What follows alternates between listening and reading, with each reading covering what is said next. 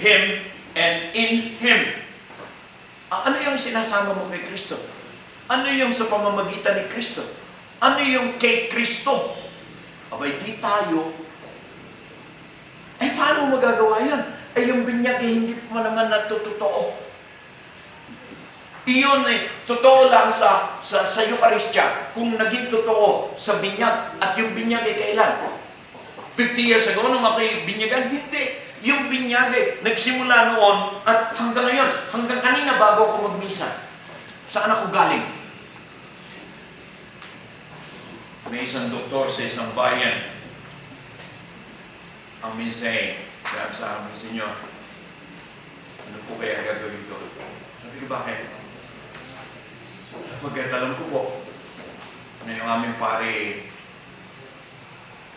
mula sa kama, kasama yung kanyang kabit, diretso sa altar. Yun ang isa sa leader ng bayan.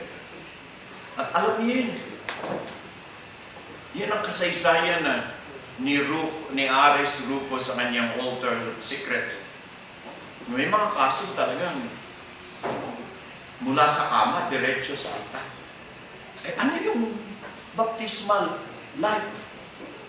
At ano yung Eucharistic sacrifice na ecclesial at personal at sacerdotal? Ay, yun po yan. Yun yan. Kaya, sa aking pagwari ay meron tayong dapat talagang tignan ng mga susi. Hindi palagi po ginagamit yung salitang susi. Mga susi.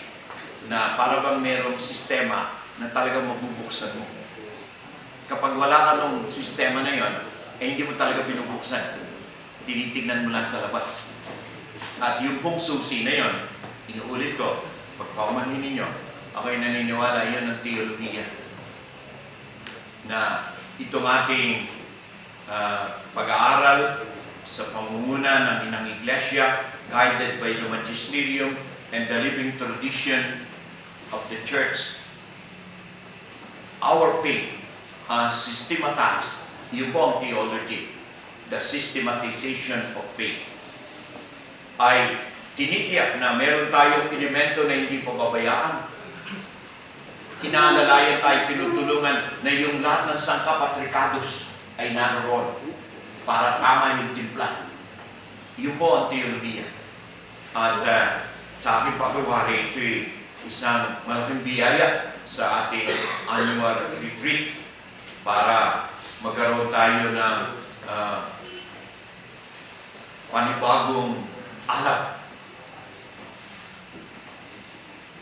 It is not Christ alone who dies and offers Himself in love, who surrenders Himself to the Father in total trust. It is now and it must now be the whole Christ, His body in particular. And there are many Eucharistic celebrations that are not the same.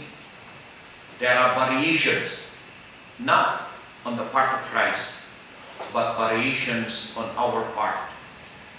Because some of us can be there only bodily, but not spiritually. Some of us can be there only externally, formally, ritually. We have to pray. We have to really ask, Lord, in all humility, guide me to see the truth, so that the light of faith may now reveal to me the path where you are waiting for me. Amen. Amen.